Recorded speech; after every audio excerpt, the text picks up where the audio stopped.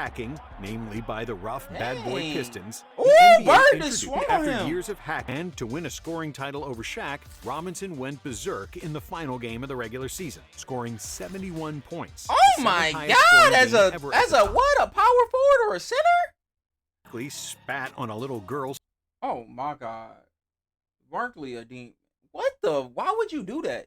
in just the 5th game since he returned. MJ scored 55 in the Madison Square Garden. Damn, on a return? 55 after he took a year off? Oh my God! What's good with y'all boys, man? Real Game Official, man. We back with another lit video, man.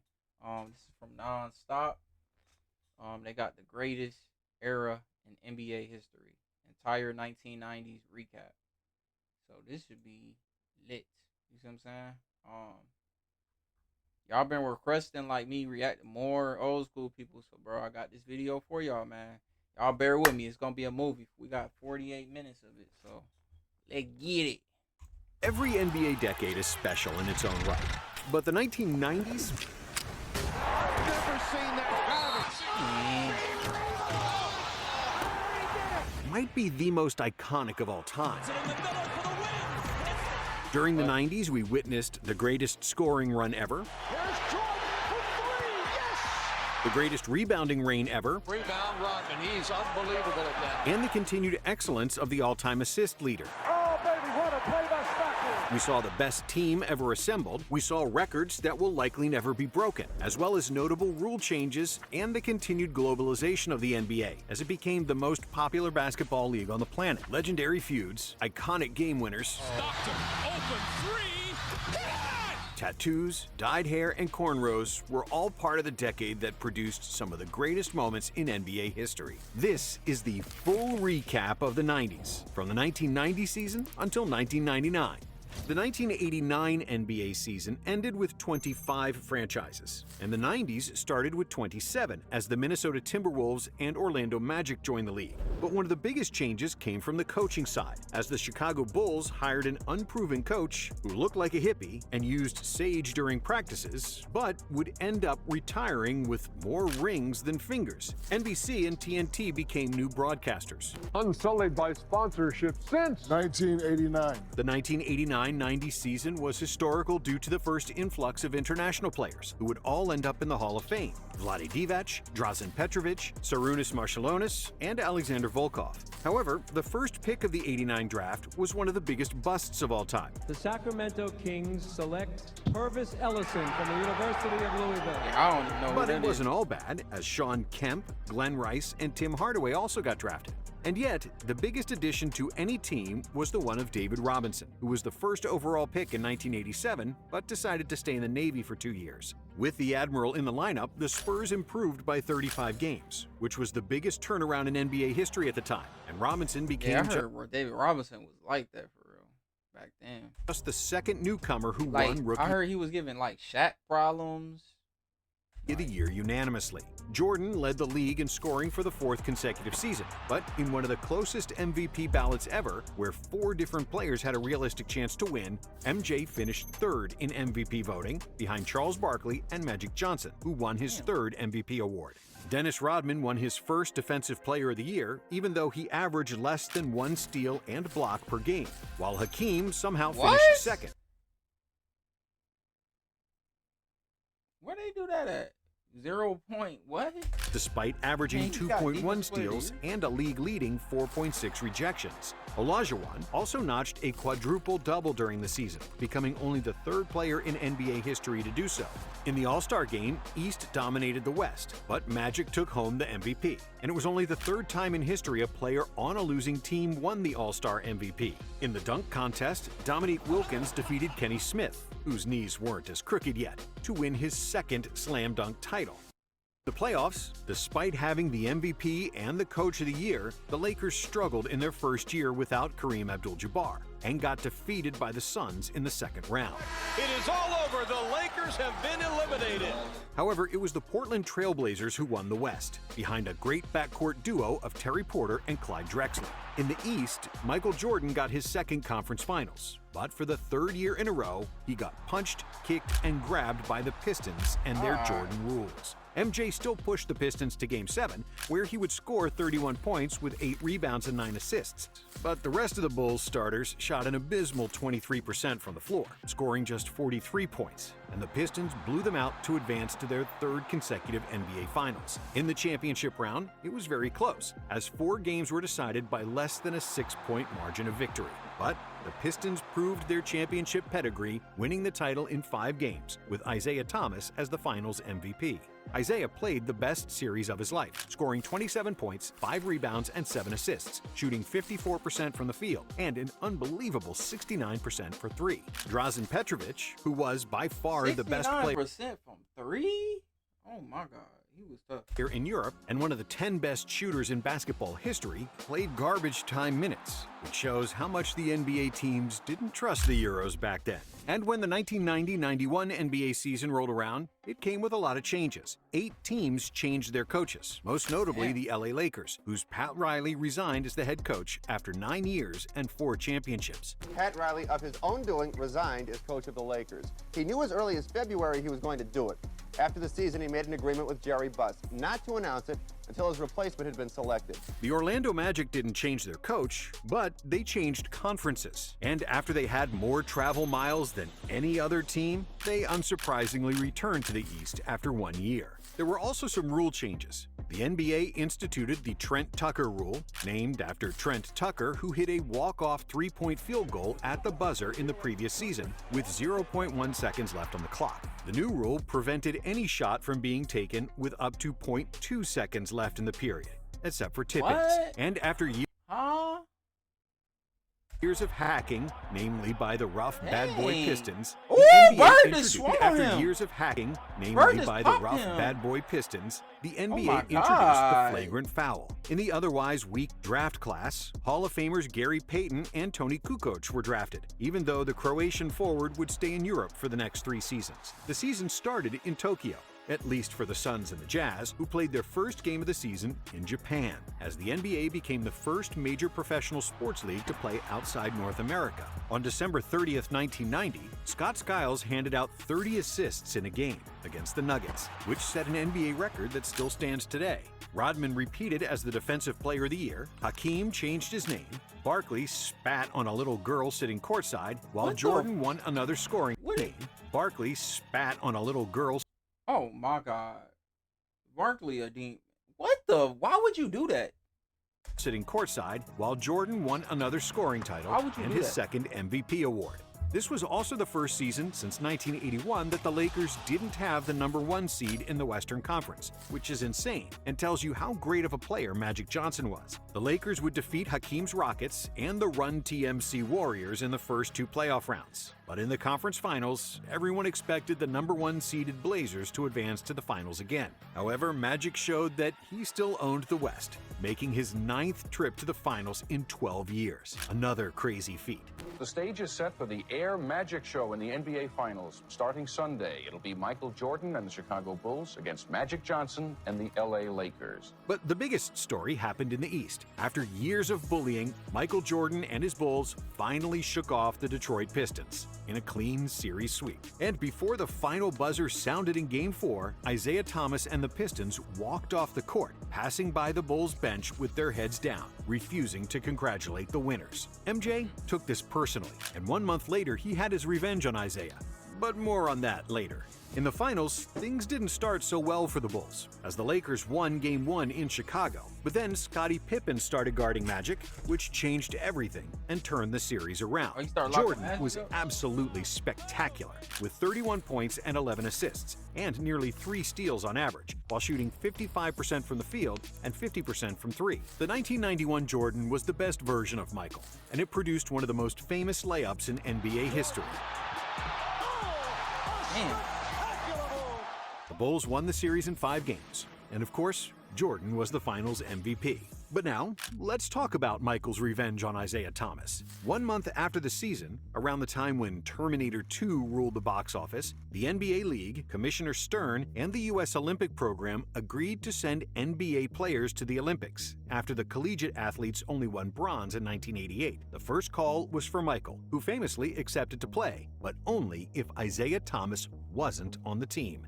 And on September 21st, 1991, it was officially announced that NBA stars would participate in the Olympics. The 10 players chosen were Charles Barkley, Larry Bird, Patrick Ewing, Magic Johnson, Michael Jordan, Karl Malone, Chris Mullin, Scottie Pippen, David Robinson, and John Stockton. When the public saw Isaiah off the list, the Olympic Committee received a lot of backlash because Thomas was widely considered the second-best point guard ever behind Magic. And speaking of Magic, he would soon become the biggest story in all of sports. After a physical examination before the start of the 1992 season, Johnson discovered that he had tested positive for HIV. And on November 7th, 1991, Johnson organized arguably the saddest and the most memorable press. What's amazing is, like, I've learned so much over the past, like, month.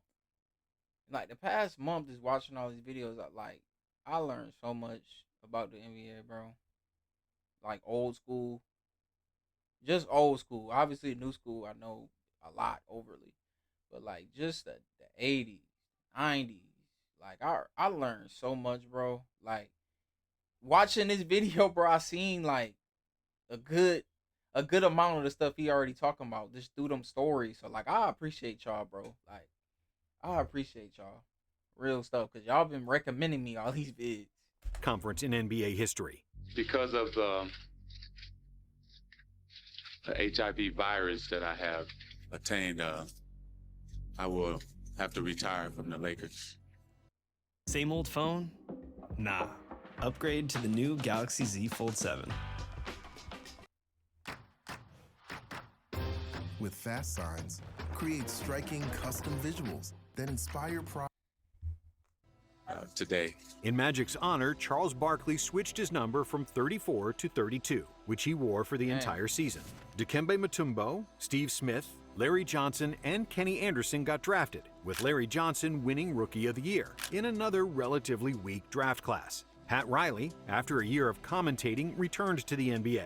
Pat Riley won 4 NBA titles in his 9 seasons with the Lakers. He left LA 3 years ago, worked here at NBC for a year, and then joined the Knicks for the 91-92 season. Who would become a defensive force and a perennial contender in the East. But as the Knicks grew stronger, 2 other East powerhouses were at the end of their glory days and would soon fall into obscurity. Larry Bird played his last season with the Boston Celtics, and despite having to stretch for 2 hours before the game because of his bad back, he still averaged 20, 10, and 7, and shot over 40% for 3. The Celtics won 51 games, which would be their last 50-win season in 16 years. So today I'm retiring, and I'm still going to be around, but not in the capacity I once was. The Bad Boy Pistons were also falling apart, as Chuck Daly resigned by the end of 1992 to coach the Dream Team. On the brighter side, 1992 marked the start of the rebounding reign of Dennis Rodman. The Worm averaged an unreal 18.7 rebounds per game, which was the highest average since Wilt Chamberlain in 1972. Rodman was a dog. We need to do a video on him eventually. 18 rebounds per game is nuts. It is the first of an NBA record 7 consecutive rebounding titles for Rodman. And during this span, Dennis averaged 16.7 boards per game, which is insane for a 6'7" forward. The and he only 6'7"? Warriors era also came to an end after Mitch Richmond got traded to the Kings. I had a great career here. It was fun. Just got to take it from there. Luke Longley became the first Australian player to join the NBA, while Larry Brown became the first head coach to coach 2 different NBA teams in a single season, after resigning from the San Antonio Spurs to join the Clippers. Brown led the Clippers to the team's first winning season since their relocation to Los Angeles, ending their 15-year playoff drought. Another NBA record worth mentioning was the Cavaliers' beatdown of the Miami Heat. On December 17, 1991, the Cavs crushed the Heat by a score of 148-80. This 68-point win stood as a record for nearly 3 decades until the Grizzlies Imagine getting beat by damn near 70. defeated the Thunder by 73 in 2021. But the biggest story of the regular season wasn't any record, nor Jordan winning another MVP, or John Stockton leading the league in assists for the 5th consecutive season. The biggest story was again Magic Johnson. 3 months ago, he announced his retirement from the NBA after testing positive for the HIV virus. But he was voted by the fans as one of the starting guards for the Western Conference Stars. Even though some people had reservations about Johnson playing with HIV, as Charles Barkley eloquently said it, the players weren't going to have unprotected sex with Magic. Before the game started, Isaiah Thomas hugged Magic and kissed him on the cheek, which calmed everybody and provided one of the most sincere moments of camaraderie in sports history, including the final shot of the game, a three-pointer with 14 seconds to go, which ended the game prematurely. As all players ran onto the court to congratulate Johnson and exchange high fives. Magic was the MVP, with 25 points and 9 assists. In the three-point shooting contest, the best shooter of all time was sitting in his father's lap, watching Del Curry lose the competition to Craig Hodges. After the All-Star break, the Lakers struggled without Magic, failing to win a playoff series for the first time in 11 years, losing 3-1 to the Blazers, who would go on to make the NBA Finals. If I had been playing with them, we wouldn't be in this situation that we're in now. We're missing the emotion, and I thought that's what I brought to the team, where emotionally every night we were up and ready, and right now we don't have that emotional leader. In the East, Riley's Knicks pushed Jordan to the limit, but Michael was too good for John Starks, and the Bulls won the series in 7. Then, after the Bulls eliminated the Cavs in 6, it was time for a showdown between the two best shooting guards in the league, Michael Air and Clyde the Glide. Some analysts speculated that the advantage Drexler had over Jordan was his outside shooting, to which Michael responded with the best half of basketball in finals history. In the first half of Game 1, Jordan scored 35 points, setting records for most points in a finals half and most three-pointers in a half with 6. After his 6th three-pointer, Jordan looked at Magic Johnson, who was commentating the game, and shrugged, forever marking his performance as the Shrug Game. And even though the Blazers kept the series interesting, with the series tied after Game 4, MJ was simply on another planet, and the Bulls clinched their 2nd NBA championship in 6 games. Jordan, of course, was the finals MVP, with averages of 35, 5, and 6, including 43% shooting from deep, while Drexler only shot 15% from downtown, as the short-lived debate on the best shooting guard in the world was settled. But MJ and Clyde would become teammates just several weeks later, as they joined the rest of the Dream Team in Barcelona. The 1992 Olympic Dream Team became legendary for the amount of Hall of Famers that cruised to a gold medal, with the hype around a single basketball team that would likely never be repeated again. But before the Olympics even started, one guy that was supposed to be on the Dream Team just got drafted to the NBA. The Orlando Magic selects Shaquille O'Neal from Louisiana State University. Shaquille O'Neal was the #1 overall pick in the '92 draft, which also had other notable players like Alonzo Mourning, Latrell Sprewell, Robert Horry, and Christian Laettner, who famously got selected to the Dream Team instead of Shaq. But when the NBA season started, O'Neal quickly asserted his dominance and showed the Olympic Committee they made a mistake. Shaq's unique blend of power, size, and agility made him a nightmare for opposing defenders, as well as NBA rims. Shaq famously brought down the entire stanchion in Phoenix, resulting in the entire basket construction collapse. When he did it again in New Jersey, destroying the shot clock that landed on his head, the NBA realized that they needed to change something to withstand the Shaq attack. Starting from the 93-94 NBA season, the NBA had to Shaq-proof the rims, switching to tempered shatter-resistant glass and stronger backboard braces. With 23 points, 14 rebounds, and 3.5 blocks on average. Damn! I missed out on my phone. Proof the rims, switching to tempered shatter-resistant glass and stronger backboard braces. With 23 points, 14 rebounds, and 3.5 blocks on average, Shaq convincingly won Rookie of the Year, 2 votes shy of winning the award unanimously. Shaq's dear friend, Charles Barkley, finally forced a trade out of Philadelphia before the start of the 1993 season, becoming a member of the Phoenix Suns. Barkley was the best American player on the Dream Team, and he carried that form to the NBA, winning the MVP award with averages of 25 points, 12 rebounds, and 5 assists per game. Jordan won his 7th consecutive scoring title, tying Wilt's record, and after 8 years of leading the NBA in combined blocks and steals, Hakeem Olajuwon finally won the NBA Defensive Player of the Year award, averaging 4.2 rejections and 1.8 steals per game. On the negative side of NBA history, the Dallas Mavericks had the 2nd worst season of all time. Don't blink. Mavericks throw the inbounds away.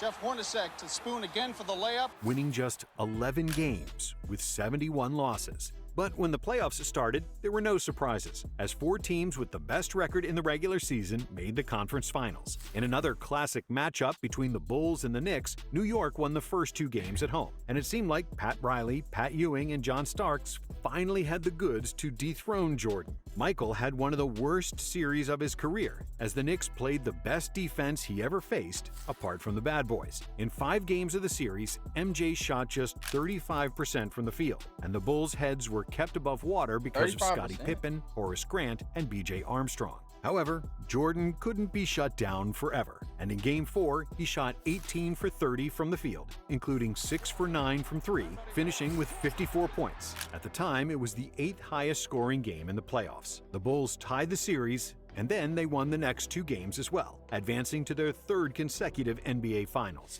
In the West, Phoenix and Seattle kept exchanging leads, and the series would eventually be decided in Game 7. And after he closed out the previous series with a game winner against the Spurs, Charles Barkley dominated in the clutch again, finishing with 44 points and 24 rebounds. I told y'all in that video when we was watching Jordan highlights, I told y'all Barkley was he was a dog. He was dominant. It's just levels to it though. Like I be saying with Bron, ain't nobody fucking with Jordan.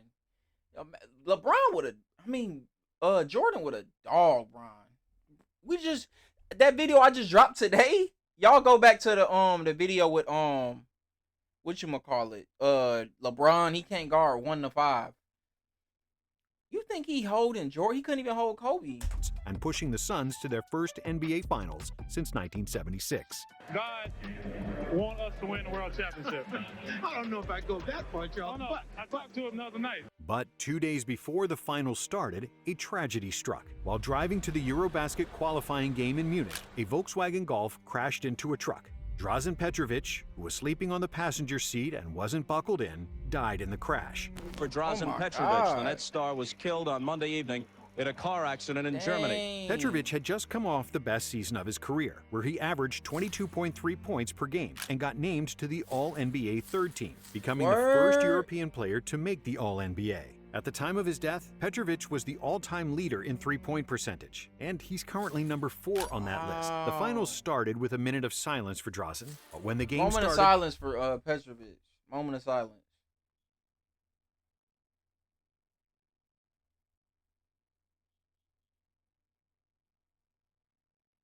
Gotta show my respect, man. The Suns were awful and clearly afraid of the biggest stage, as the Bulls won Game 1 on the road. In Game 2, Barkley finished with 42 and 13, but it wasn't enough. 42 and 13? 42 of his own, along with 12 rebounds and 9 assists. Game 3 was a triple overtime game, where the Suns finally managed to win. But in Game 4, Jordan had the second best game scoring in the history of the NBA Finals, finishing with 55 points. The Suns managed to extend the series by winning Game 5 in Chicago, but in Game 6, thanks to the dagger 3 by John Paxson, the Bulls won the game and the championship. Michael Jordan scored 40 or more points in 4 consecutive games of the NBA Finals and averaged an NBA Finals record of 41 points per game for the series. But before the next season even started, another tragedy, as the NBA family lost another great player. On July 27, 1993, Boston Celtics All-Star guard Reggie Lewis collapsed during practice and died of a heart condition later that day, and the Celtics honored him by retiring his number 35. Moment of silence for Reggie Lewis.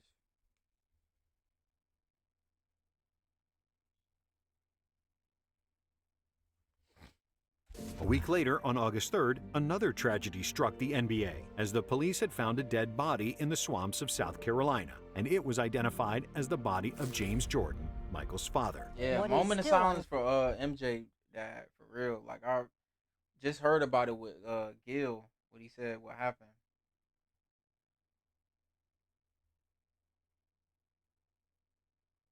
That's sad, man. clear and will be for some time is what effect this tragedy will have on Michael Jordan and his future with the Chicago Bulls. Only a month later, on October 6th, Michael Jordan shocked the world when he announced his retirement from the NBA following that tragedy. When I lose the sense of motivation and the sense of to prove something as a basketball player, it's time for me to move away from the game of basketball. However, the rest of the league had to keep going, and there were some new notable additions, as Chris Webber got drafted first overall by the Orlando Magic, who became the first team to earn the top overall pick in consecutive years in the lottery era. But because of Shaq's influence, who became good friends with Penny Hardaway during the filming of the movie Blue Chips, the Magic traded Webber to Golden State for Hardaway, who was the third overall pick. Jamal Mashburn, Allen Houston, Sam Cassell, and Nick Van Exel also got drafted in this class. Then, Magic Johnson returned to the NBA as the coach of the Lakers. I do know that what it takes to win, and I do know what it takes to be a good basketball player, and that's hard work. Joining the team for the last 16 games with a record of 5-11. The Lakers ultimately missed the playoffs for the first time since 1976, and just like he did when he was the Lakers GM, I'm not gonna be here. Johnson quit the job. The Celtics also missed the playoffs, and this was the first time in history that neither historic franchise qualified for the postseason. This storied rivalry has been reduced to a couple of clubs barely over break-even. Magic's good friend Isaiah Thomas suffered a torn Achilles during the season, which forced his retirement from the NBA, just like Bill Laimbeer, who also decided to hang them up. On the other hand, another Man, it seems like them Achilles be killing everybody's career, or at least ending people's careers short. That's sad. Bad boy was thriving. Dennis Rodman, now playing for the Spurs, continued to dominate the glass with 17 rebounds per game. On top of his on-court performance, Rodman fully embraced his inner bad boy and started to dye his hair almost every game. His front-court teammate, David Robinson, notched a quadruple-double, which was just the fourth and the last time it happened in an NBA game. And to win a scoring title over Shaq, Robinson went berserk in the final game of the regular season, scoring 71 points. Oh my God! As a what? A power forward or a center? I told y'all, and they said it was on Shaq. On Shaq? Oh my God! On Shaq?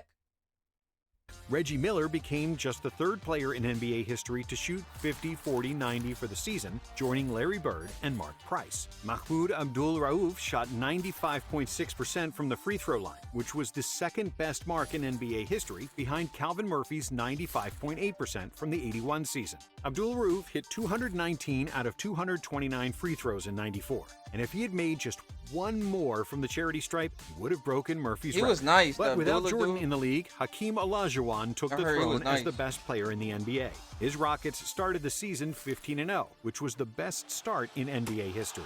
Hakeem became only the second player in history to win MVP and Defensive Player of the Year in the same season, after MJ did it in 1988. This was the closest Defensive Player of the Year voting in history, as Hakeem won with 23 points out of 101, in front of David Robinson with 22, Dikembe Mutombo with 19, and Scottie Pippen with 11. In the playoffs, Mutombo and his Nuggets became the first 8th seed to upset the number 1 seed, defeating the 63-win Supersonics 3-2 in the first round. Denver did a big favor to the Rockets, who didn't match up well with Seattle, and after a tough battle with Charles Barkley, Hakeem and the Rockets made the NBA Finals. In the East, the Jordan-less Bulls nearly defeated the Knicks. I remember that. I've seen that. But New York eventually advanced after 7 tough games. In the conference finals, the Knicks were losing 3-2 to the Pacers, and Game 5 will forever be remembered by Reggie Miller's choke sign towards Spike Lee. However, the Knicks had the last laugh. It reminded me of Hallenberg this year.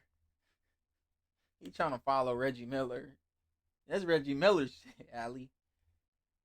6 and 7 to advance to their first NBA Finals since 1973. The finals between the Knicks and the Rockets were one of the toughest physical and defensive-oriented finals in NBA history, as neither team scored more than 93 points in the series. After 6 games, the series was tied. But then, in Game 7, John Starks, who was the leading Knicks scorer coming into the game, had an absolute dud. Starks shot just 2 for 18 from the field, including 0 for 11 from 3, and the Rockets won the game 90-84. Olajuwon won the Finals MVP with averages of 27, 9, and 4, with 4 blocks per game, limiting Ewing to just 36% shooting in the Finals. And after such a low-scoring Finals and overall decrease in offensive output compared to the 80s, the NBA wanted to increase scoring before the start of the 94-95 season. So they shortened the three-point arc to a uniform 22 feet around the basket, compared to the 23 feet 9 inches it was before. The league average from downtown was 33.3% in 19. Wait, so the three-point line now is closer? They get more credit then. Y'all, the OGs get more credit then. Wait, let me go back to make sure. He said the three-point arc to a uniform 22 feet around the basket, compared to the 23 feet 9 inches it was before. The league average from downtown was 33.3% in 1994, and with the short. So our league, so it was harder back then to make threes. Okay, so y'all getting credit. I'm glad I'm watching this video. The OGs get more credit. 0.9%. And Steve Kerr led the league with 52.4% accuracy on three-pointers, which was the NBA record that stood until 2010, when Kyle Korver broke it with 53.5%. Also, starting from the 1995 season, players fouled while in the act of shooting a three-point attempt would get 3 free throws instead of 2. Jason Kidd, Grant Hill, Jalen Rose, Juwan Howard, and Glenn Robinson got drafted, with Kidd and Grant Hill winning the Co-Rookie of the Year award. Grant Hill and Jason Kidd, the co-rookies of the year in the NBA. Hill also became the first rookie in professional sports to lead fan balloting for the NBA All-Star Game. Coach Lenny Wilkins passed Red Auerbach to become the NBA's all-time leader in wins, a record that stood for 15 years, until it was broken by Don Nelson. Shaq won his first scoring title, Dikembe Mutombo won his first Defensive Player of the Year, while David Robinson won the MVP award. 1995 was also the last season for Moses Malone and Manute Bol. However, the biggest story was Michael Jordan, who returned to the NBA after a 15-month absence playing baseball. The economy has produced 6.1 million jobs since I became president. And if Michael Jordan goes back to the Bulls, it'll be 6,100,001. Jordan's announcement became legendary, as it consisted of just a 2-word fax. I'm back. That's all Jordan said on Saturday. That was really all Jordan needed to say as his 17-month retirement came to an end. Since the Bulls had already retired his number 23, MJ started wearing number 45. And in just the 5th game since he returned, MJ scored 55 in the Madison Square Garden. Damn, on a return? 55? After he took a year off? Oh my God.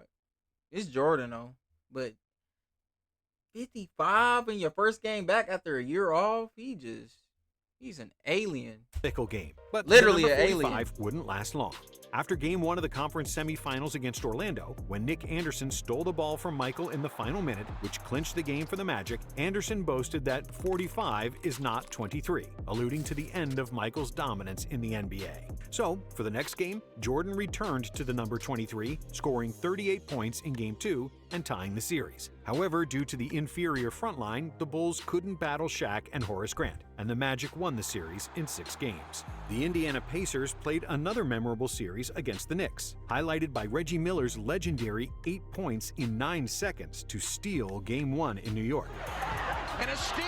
Miller retreats to the three-point line and hits again.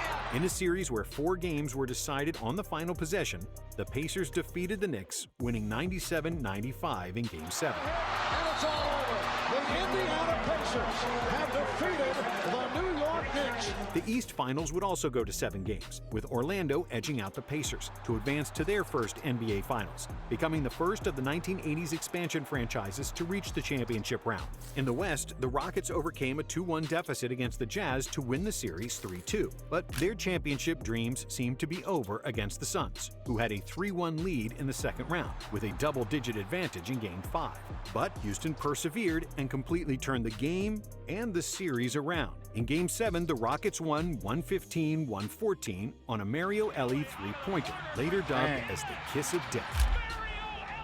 He said, In the conference finals, Hakeem embarrassed David Robinson with this filthy move. Olajuwon was mad that Robinson won the MVP over him, and he completely outclassed his rival with 35 points, 12 rebounds, 5 assists, and 4 blocks per game. Before the finals, Shaq was partying with teammate Dennis Scott for a week straight, but still, they were inches away from winning Game 1. Up by 3, the Magic's Nick Anderson had 2 free throws, but he missed both. However, Anderson grabbed his own rebound, and with 10 seconds to go, he got fouled. If he made only 1 free throw, Orlando would have won, but Anderson missed his 2 freebies again. Man, I would have smacked the, like, how you can't make 1? Shaq should have choked him out in GTA.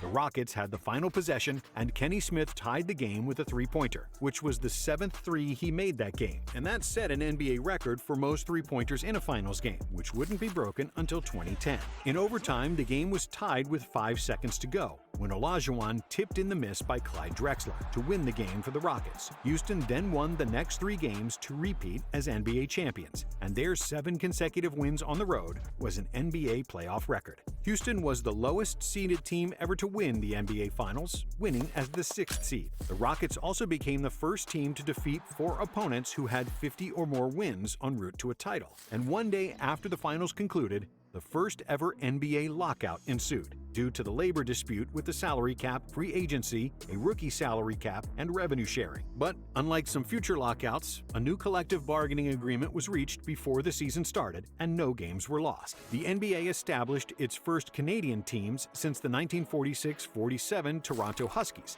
as the Toronto Raptors and the Vancouver Grizzlies made their debuts as the NBA's 28th and 29th franchises. Pat Riley became the new head coach and team president for the Miami Heat, for which Miami paid a $1 million fine and first-round pick to New York because they were found guilty of tampering with the former Knicks coach. During the offseason, Jordan was filming Space Jam, while also maniacally training to get himself into the best shape of his career. Kevin Garnett got drafted by the Minnesota Timberwolves, becoming the first high school player to enter the NBA since Moses Malone in the late 70s. Rasheed Wallace, Michael Finley, Jerry Stackhouse, and Damon Stoudemire also got drafted in this class, with Stoudemire winning Rookie of the Year. Magic Johnson returned to the NBA after a 4-year absence, playing 32 games for the Lakers, before finally retiring for good at the end of the season. But it was actually Mahmoud Abdul-Rauf who became the most talked-about player in the NBA when he refused to stand for the American national anthem, stating that the flag was a symbol of oppression, of tyranny. On March 12, 1996, the NBA suspended Abdul-Rauf for his refusal to stand, costing him $31,707 per missed game. 2 days later, he worked out a compromise with the league, whereby he would stand during the playing of the national anthem, but could close his eyes and look downward. John Stockton led the NBA in assists for the 9th consecutive year, and during the season, he became the all-time leader in assists and steals. Hakeem Olajuwon became the all-time leader in blocks, while Robert Parrish broke Kareem's record of most games played. And 4 years after the movie White Men Can't Jump came out, Brent Perry won the slam dunk contest as the first white player to do so, and the only one until Mac McClung won in 2023. Dennis Scott made the NBA record in three-pointers made in a season with 267, and it stood for 17 years until Steph Curry made 272 threes in 2013.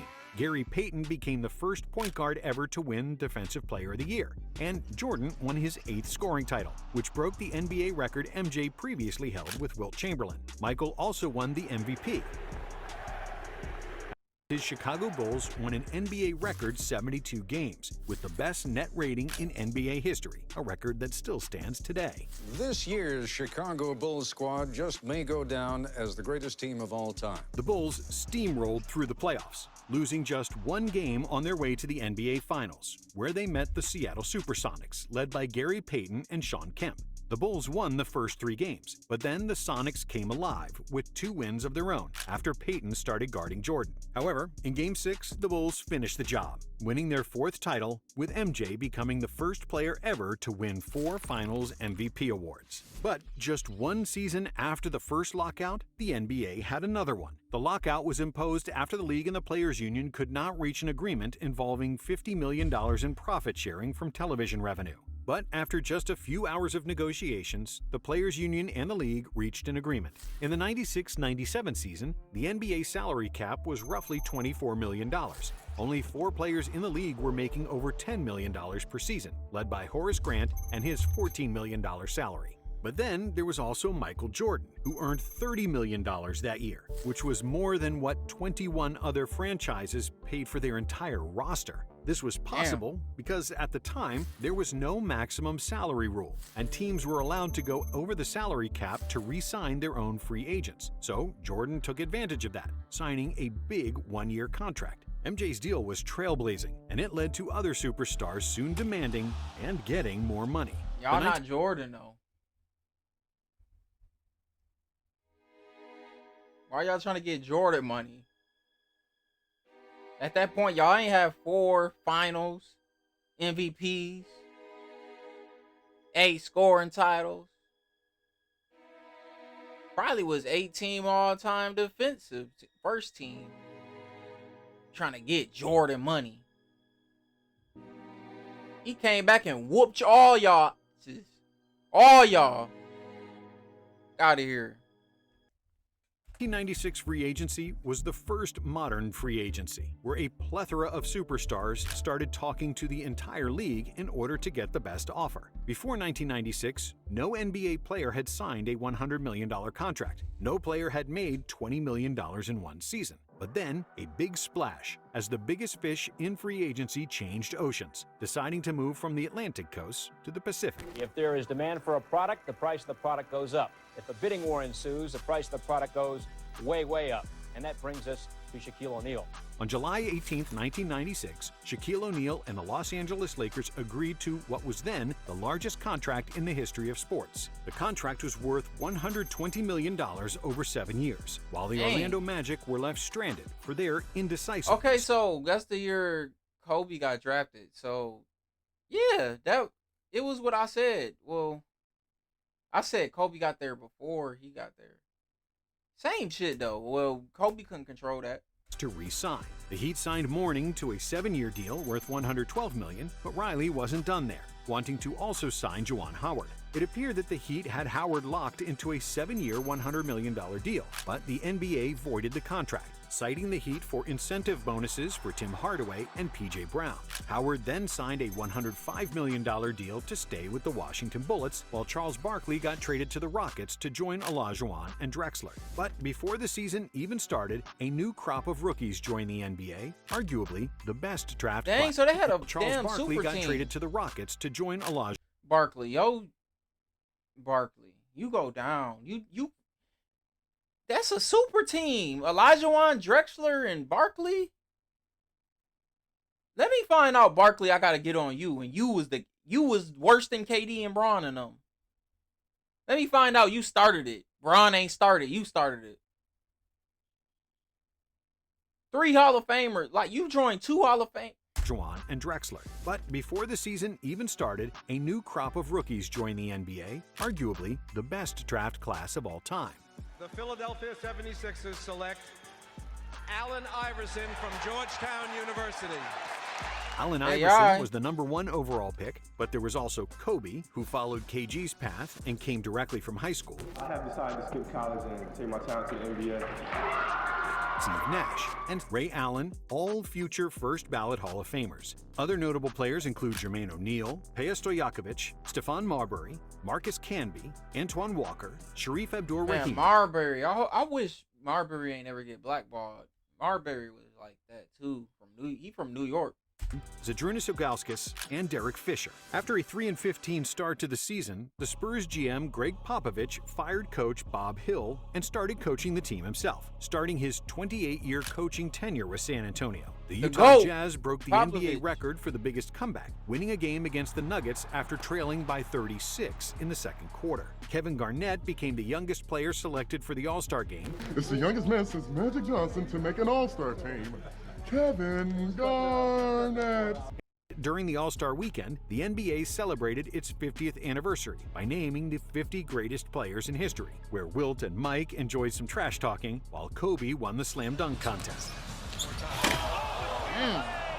Some of the most memorable regular season moments were when Dennis Rodman got suspended for 11 games for kicking a cameraman, and when Allen Iverson crossed over MJ. Allen shakes free, gets AI also became the first rookie to string 5 consecutive 40-point games. Iverson Dang! AI, we know AI a dog, but AI a dog.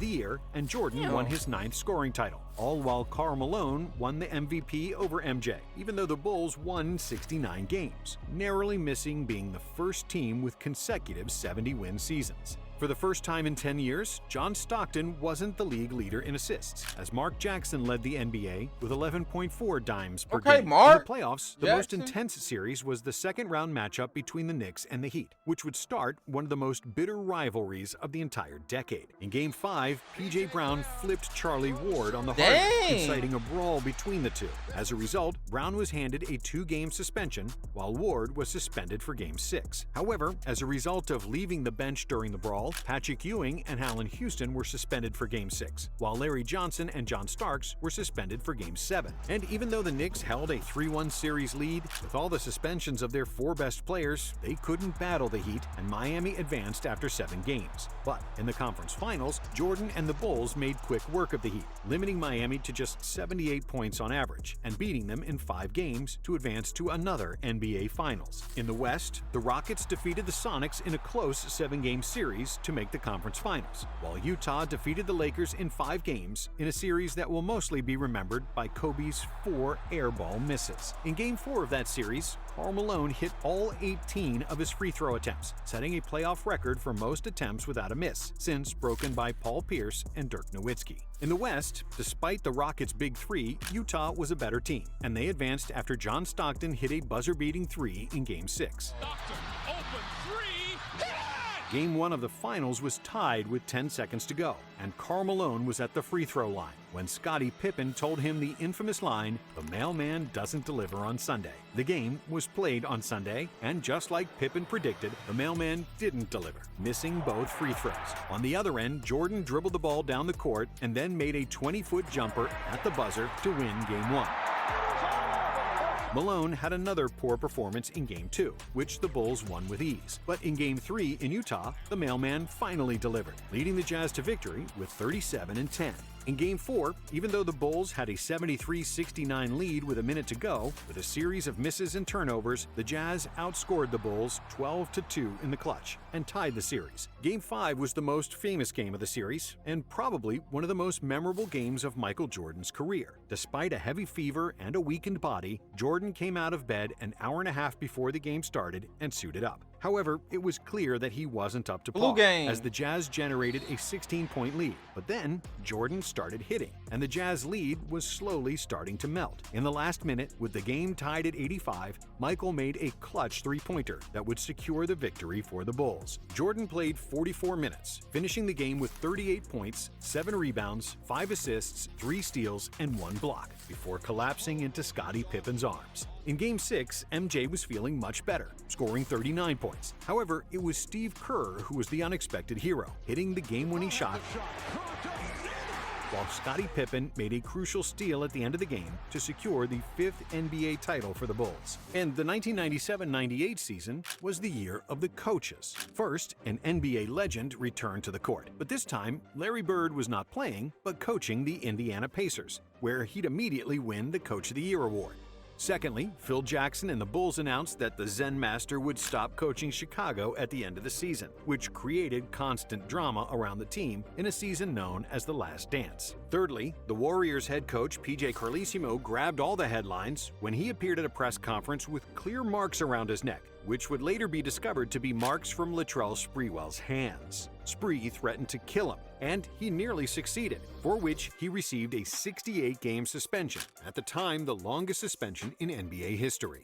And speaking of violence, the Washington Bullets didn't want to be associated with guns, so they renamed the team and became the Washington Wizards. Tim Duncan got drafted first overall by the Spurs, who won 36 games more than the previous season, which was the biggest turnaround in NBA history. Hall of Famers Tracy McGrady and Chauncey Billups also got drafted. The NBA reverted the three-point line back to 23 feet 9 inches at the top of the key, while the distance from the corners remained at 22 feet. The league average dropped from 36% accuracy and 6 made threes in 1997 to 34.5% and 4.4 made three-pointers in 1998. Now, for comparison, in the 2024 NBA season, teams averaged 12.8 makes from downtown, with a 36.6% accuracy.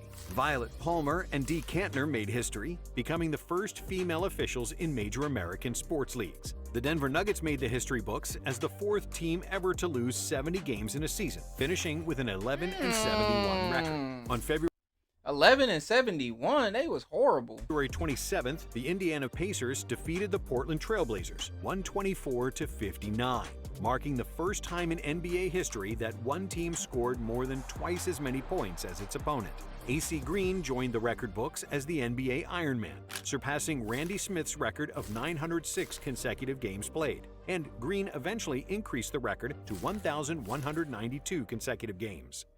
He became the youngest All-Star in history, and for the first time since the '84 season, there was no slam dunk contest, as the league believed it was getting too repetitive.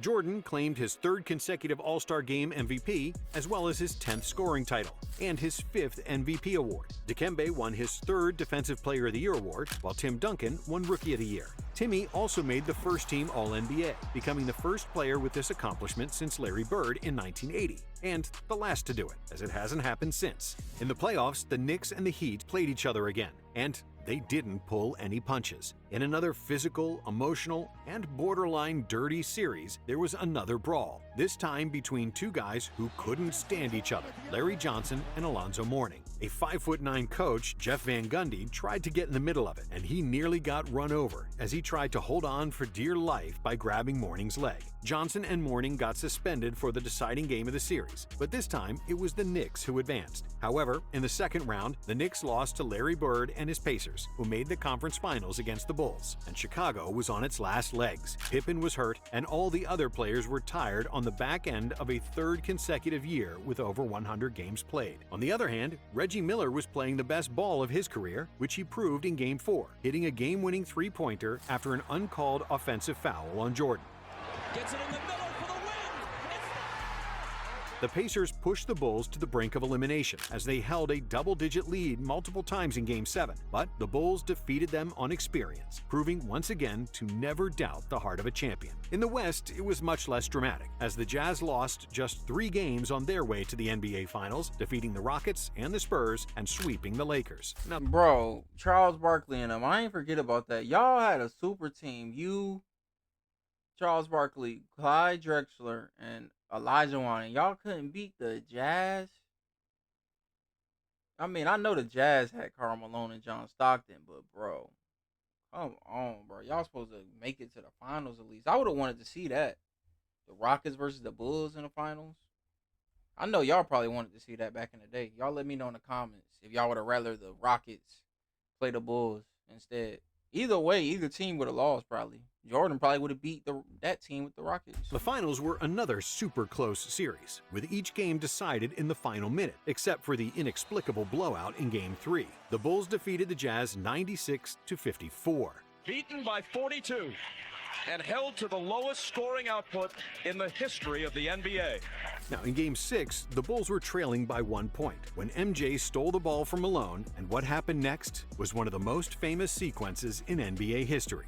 Jordan, open, Chicago with the lead! And when Utah failed to score, the Bulls completed their second three-peat, and Jordan left the game with 6 titles and 6 finals MVPs. And after the season, Phil Jackson stepped down. Phil Jackson cleaned out his office at the Chicago Bulls practice facility and made it official. After 9 years and 6 NBA titles, he is done as the Bulls coach. And Jordan stayed true to his word that he wouldn't re-sign if Phil was gone. Michael Jordan said if Phil wasn't back, then he wasn't back. But the NBA had even bigger problems than the retirement of their best player. Because for the third time in 4 years, there was a lockout, and this one was major. Question everyone wants to know is whether or not this season can be saved. The NBA owners wanted a limitation on players' salaries, not wanting to be pushed around by the players who started demanding more and more money. On the other hand, the Players Association opposed their ideas and wanted bigger minimums. After the two sides failed to reach an agreement, the owners began the lockout. By October, it became the first time in NBA history that games were canceled due to a labor dispute. Further games were canceled by November and December, including the league's Christmas games, which had been played on an annual basis since 1947, and the All-Star Game, which was not played for the first time since 1951. The lockout continued into January of 1999, threatening the cancellation of the entire season. I think we sit and we wait and we watch as the season ticks away. And despite a division within the Players Union, on January 6th, the union, the owners, and the NBA commissioner finally came to an agreement. The settlement put a ceiling on maximum salaries for players and a pay scale for first-year players, which ended the lockout after 204 days. On January 13th, 1999, while the lockout was still ongoing, Michael Jordan officially announced his retirement for the second time. I want to say thank you. Both of the gentlemen here, Mr.